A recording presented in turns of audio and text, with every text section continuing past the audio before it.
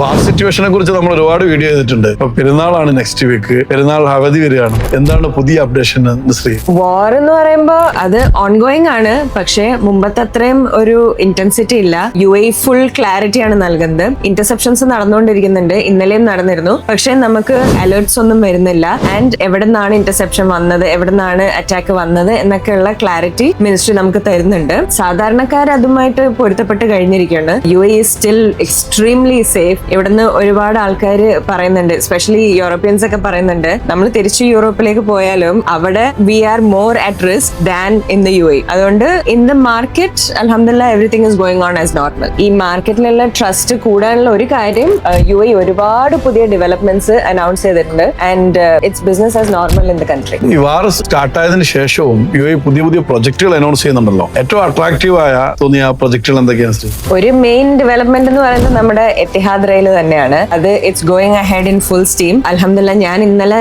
എനിക്ക് എത്തിഹാദ് റെയിലിൽ ഒരു media tour കിട്ടി. It is beautiful. Fujairah passenger station completely റെഡിയാണ്. നമ്മൾ അവിടെ പോയി അവിടുത്തെ എങ്ങനെയാണ് എല്ലാം ഫംഗ്ഷനിങ് എല്ലാം കണ്ടു. നമ്മൾ ട്രെയിനിൽ കയറി. ട്രെയിനൊക്കെ നല്ല അടിപൊളി ഒരു ബുള്ളറ്റ് ട്രെയിൻ ലുക്ക് ആണ്. ഇന്റീരിയേഴ്സ് ഒക്കെ വെരി ബ്യൂട്ടിഫുൾ. ഒരു ട്രെയിനിൽ 400 ആൾക്കാർക്ക് വരെ ട്രാവൽ ചെയ്യാം. Speed goes up to 200 km/h. ഇന്നലെ എത്തിഹാദ് റെയിലിന്റെ സ്പോക്സ് പേഴ്സൺ പറഞ്ഞത് 3 സ്റ്റേഷൻസ് ആണ് ആദ്യത്തെ ലൈനിൽ ഉണ്ടാവുക. ഒന്ന് Mohammed bin Zayed station in Abu Dhabi, Jumeirah golf estate station in Dubai, പിന്നെ ഫുജേറ സ്റ്റേഷൻ. ഈ 3 സ്റ്റേഷനാണ് ഫസ്റ്റ് ഫേസ് ഓഫ് പാസഞ്ചർ ഓപ്പറേഷൻസിൽ ഫംഗ്ഷണൽ ആവുക. ആൻഡ് ഇൻ 2026 ഈ ഫസ്റ്റ് ഫേസ് സ്റ്റാർട്ട് ചെയ്യുമെന്നാണ്. സോ ഇനി ഏതാനും മന്ത്സിന്റെ ഉള്ളിൽ we will be able to travel in the UAE on the Etihad rail. ഇത് കൂടാതെ നമ്മുടെ ദുബായ് അനൗൺസ് ചെയ്ത golden line of Dubai metro ഉണ്ട്. അഗൈൻ ഒരുപാട് ഔട്ട്സ്കേർട്സിൽ ഉണ്ടായിരുന്ന, മുമ്പ് ഔട്ട്സ്കേർട്സിലാണെന്ന് വിചാരിച്ചിരുന്ന ഒരുപാട് ഡെവലപ്മെന്റ്സിൽ കൂടി ഈ ഗോൾഡൻ ലൈൻ പോകുന്നുണ്ട്. പിന്നെ ടെസ്ലാസ് ആൻഡ് ടണൽസ് അത് DIFCയിൽ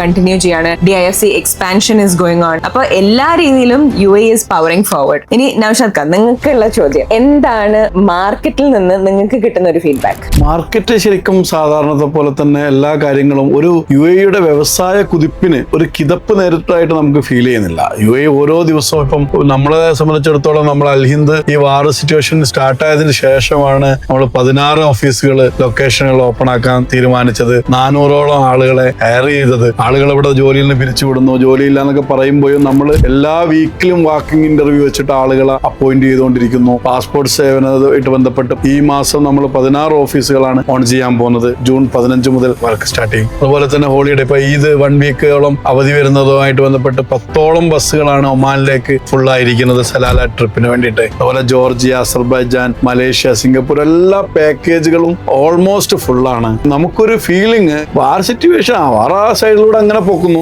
ആളുകളുടെ ഓപ്പർച്യൂണിറ്റികളുമായിട്ടും ബിസിനസ്സുകളുമായിട്ടും പുതിയ പുതിയ സംരംഭകർ വരുന്നുണ്ട്. അതുപോലെ തന്നെ റിയൽ എസ്റ്റേറ്റ് രംഗത്തും നല്ല കുതിപ്പാണ്. ഒരു എവിടെയെങ്കിലും നമുക്ക് പ്രോപ്പർട്ടി ഒരുപാട് ഇങ്ങനെ നമ്മൾ വരുന്നുണ്ടെങ്കിലും എവിടെയെങ്കിലും ഒന്നും ആളുകൾ വാങ്ങിയതിലും കുറച്ചിട്ടൊന്നും എവിടെയും പ്രോപ്പർട്ടി റീസെയിൽ ചെയ്യണില്ല.